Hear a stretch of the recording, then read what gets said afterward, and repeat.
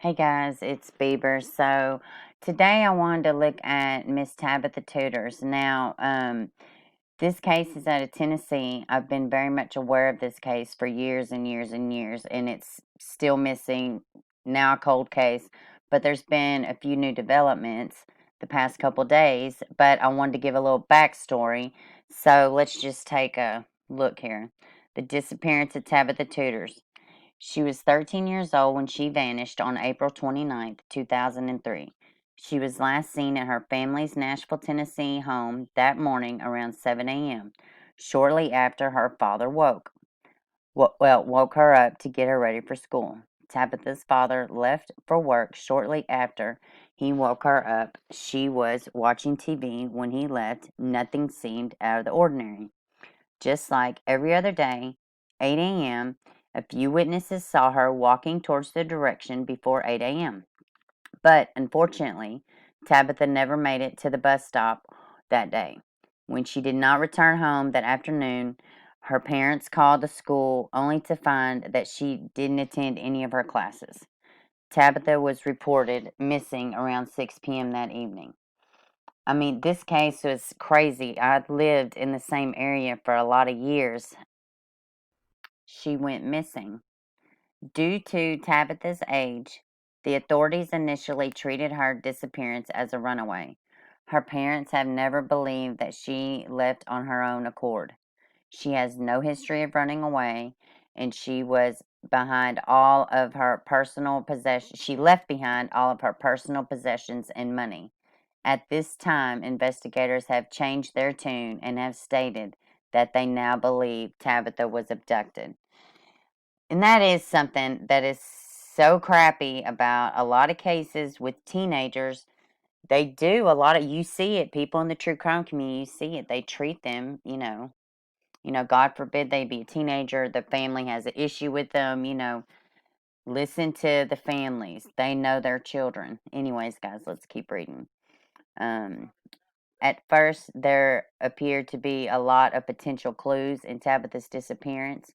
A young boy told authorities that he saw Tabitha get into a green car with an African American man that morning of her disappearance. The description of the man matches the description Tabitha's sister's ex boyfriend. However, police have never been able to connect said man to Tabitha's case, which this is, you know, we're going to cover that in just a second, but this description, you know, be it as it may, just be describing her sister's ex boyfriend. It also describes somebody else. So, um, I think it was last year there was a couple rumblings. It was a Hispanic man. There's been a lot of different things kind of break loose and to no avail. Let's see. Another potential clue came from a piece of paper found in Tabitha's bedroom. In Tabitha's handwriting, the paper reads TDT NMTL. TDT are Tabitha's initials, but it is unclear who the other initials belong to. Tabitha's family stated that she did not have a significant other. The police cannot find any evidence that she ran away to be with a romantic partner. Tabitha's friends were interviewed and a computer she used was analyzed. Neither provided any evidence and Tabitha was lured away by a predator. Over the years, there have been numerous unconfirmed sightings of Tabitha in various places throughout the United States. A young woman resembled Tabitha even submitted DNA samples that ultimately confirmed none of them were her. Despite Tabitha's family still holds out hope that she's alive, the FBI is actively investigating her disappearance, and a $50,000 reward has been set up for information that leads to the recovery and prosecution of those involved in her disappearance.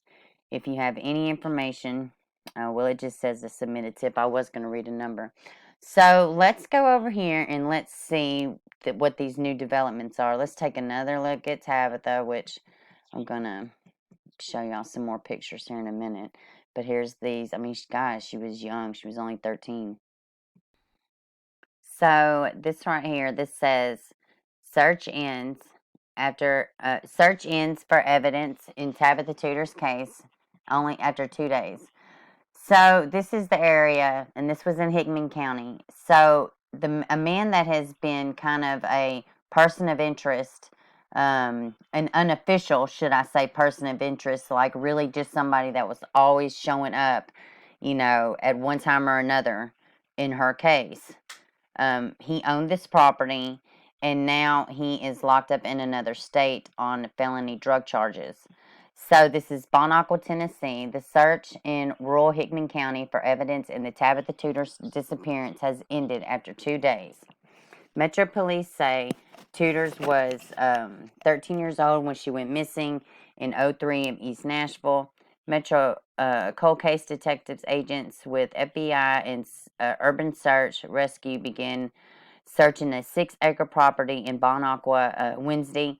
Metro Nashville Police Department said recent information coupled with the investigation leads from years ago led the officers to the search. So, let's see. Metro Police said their search ended on Thursday evening, and as they were unable to definitively, confirm that Tabitha was on the property. However, investigators have not completely ruled out that possibility.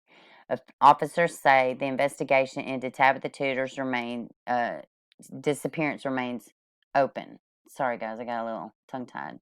I was thinking about something as I was reading it. Let's go look at this person of interest. Okay. So, let's look at this guy. Let me see. Hopefully they show it. There he is. So this is the person of interest. Well, somebody that's, come up. This is what led them to the property. He used to own it. Somebody else owns it now. Let's see. Records and confirmation from a source close to the investigation reveal the property investigators were searching and long considered person of interest. Albert Franklin has been on the radar of Metro Nashville Police Department since the 13-year-old vanished. So, well, let me finish reading. I'll finish my thought. Even though his name has been brought up during the investigation within the past 17 years, Franklin has never been charged of a crime related to the disappearance, nor been deemed a prime suspect. Franklin, also known as Frank Nitti, is currently serving federal prison sentence in West Virginia. So, yeah, guys, I didn't even know about this guy. I kind of haven't really heard a lot about the case in a long time. But I mean, it's been 17 years. 17 years. So I know a lot of people follow this case. Let me know your thoughts and comment down below. Maybe something does come up from this. Maybe if nothing else, it'll shake a couple trees that it's back out in the public realm. And let's just say some prayers for her family. So I'm going to wrap the video up with just some age progression, just some regular pictures of Tabitha. Just guys, keep her name alive, shake some trees, you know, somebody knows something, call somebody, your local authorities, 1-800-LOST.